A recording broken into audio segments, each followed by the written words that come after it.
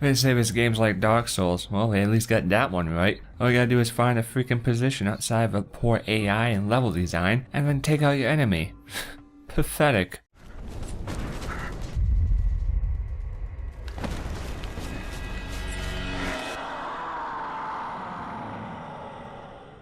Welcome, ladies and gentlemen, I am SocioPsycho, and this is Mob Reviews, and today we're going to take a look at Oblitus. This is created by Canor Ullman, and it is a hardcore in the fashion of a permadeath, platforming mainly, a very simplistic platform, and more ledge jumping and rope climbing than anything else, in a 2D spear-chucking adventure.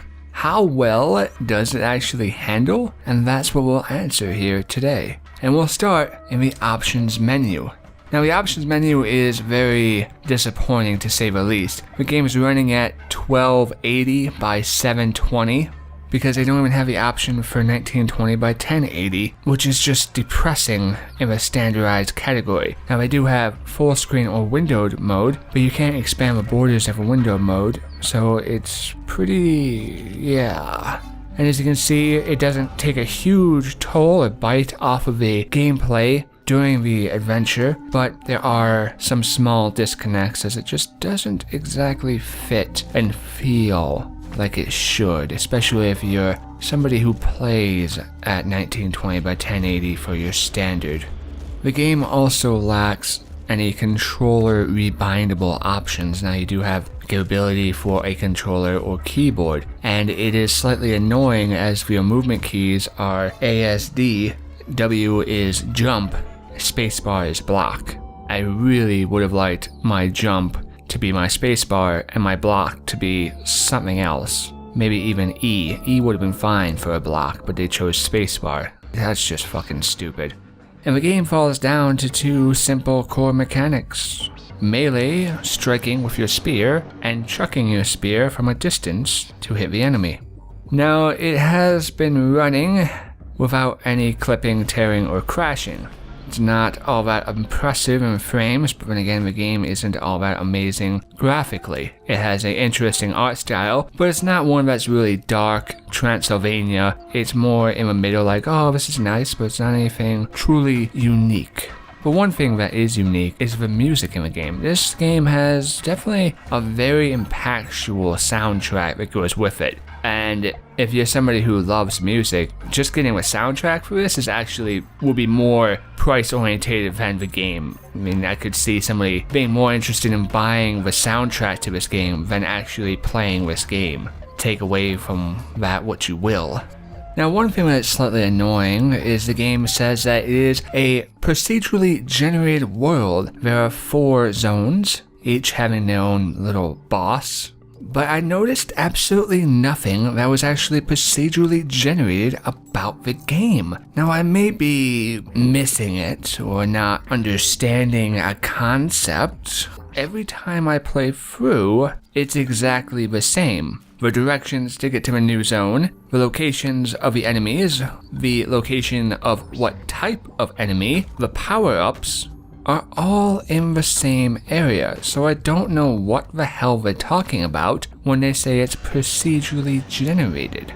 Now, when we jump into the game, we're going to simply talk about what there is to talk about, and it's the gameplay. It's very disconnecting. You get dropped in, and you're not really sure who you are, what's going on, what's your objective. You're not sure how big the world is, what direction you're going in, and what really you need to be doing. There's really no clear order in how do I progress, where do I go, what do I do.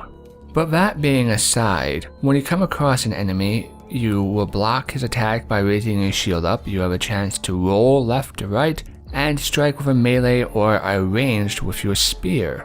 And that covers pretty much the entirety of it. The fact is that during the entire gameplay, you don't feel like, oh wow, I'm increasing in power, or what will I do next, where will I go next, because it's not like a roguelite. You're not experiencing the same map when you die on a hardcore setting, permadeath, as this game has, with progression and power in tow, because you gain very little power as you progress forward. And the way you take out enemies does come down to a very precision-based movement. It's not a hardcore game because it has a lot of understanding or it needs advanced tactics. It's simply a hardcore game because you can go through 3/4 of a game, end up dying, and have to start all the way back over as there is not checkpoints to the game. And you will lose all your gear and everything else and have to give it another shot. But the reason you die is because the bosses are very relentless in what they throw at you. And you have to understand exactly where to stand, otherwise you'll get hit and die, or when to move and how to dodge, and have a mastery control over the controls. And when you have to throw your spear or strike the enemy in a very time precision, locational pinpoint accuracy to no fault, that's where it makes it hard. So that may be whetting your appetite. You may be like, oh, that sounds delicious. I want me some of that.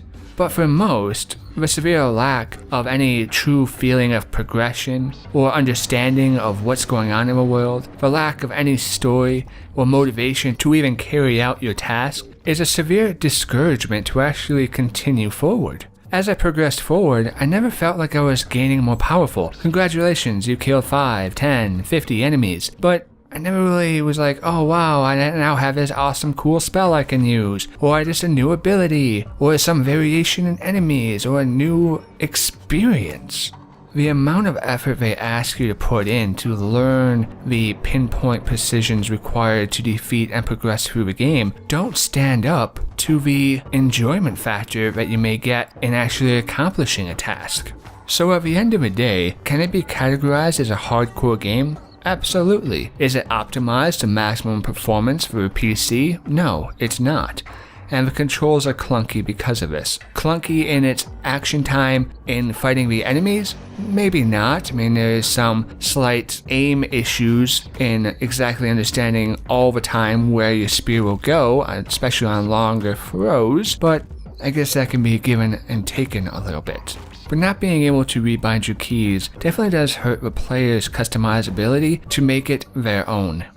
The best thing that this game has going for itself, unfortunately, is the music. The music is top notch, and unfortunately it's wasted on this game, because the game never rewards your time. Yes, you may beat a boss and be like, I am a champion, I'm awesome, but you spent all that time defeating that boss, and what did he give you for it? There's no progression forward. It's just the same relentlessness, because once you die, you start all the way over with nothing new, and it's quite frustrating. It's like reading a book, but every time you put the book down to take a piss or eat lunch, and you come back to that book, you have to start from the beginning. The game did not respect my time, and it was misleading in what it offers or says it offers. The art design isn't anything spectacular, but it's alright. And there's more lack of depth in this game than anything else. Does that mean that some people won't enjoy it, especially if you're looking for a hardcore 2D style of game? Well, perhaps this is what you're looking for. I can definitely see the market that they were attempting to try to go for, but it just feels like the developer wanted to create a situation for the player where the character really has a very limited control over the combat and the actions in the world that they're in, and to fight against really large and mind-numbing enemies where precision is the only tool required in order to get past. And to acquire greater precision, you must sacrifice time by dying. Little to no reward is given, and I was not satisfied, nor did I enjoy my time, and I cannot recommend this game. Thank you for listening and watching. For I've been SocioPsycho, this has been Mob Reviews, and I'll see you next time.